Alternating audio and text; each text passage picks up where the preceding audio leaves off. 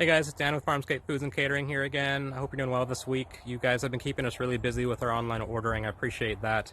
You can check out the link in the description below if you haven't seen that yet and get some of our food. But for this week, I have a couple days to get caught up in the garden, so I'm going to take advantage of that.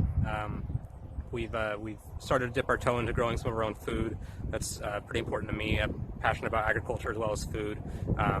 Most of you know I've been cooking for 12 years professionally in the industry, but I've worked 2 years on mostly ranches throughout BC and the Yukon, working with cattle and pigs, sheep, turkeys and chickens.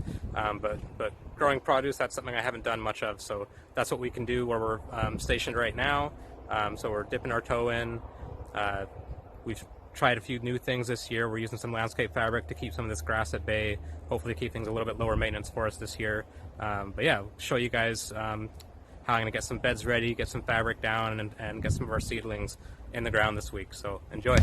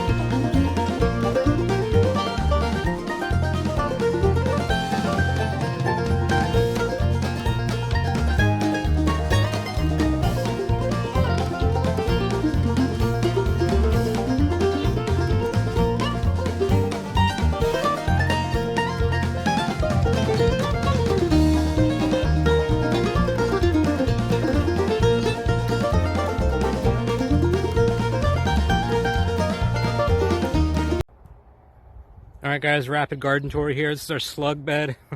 It's beet seedlings in there. They got devoured by slugs. If you have that issue, try ferric phosphate. That has actually worked for us. It's an organic compound. So I have new seeds in there. So hopefully once they start to pop up, we're going to be able to control those guys a little bit better.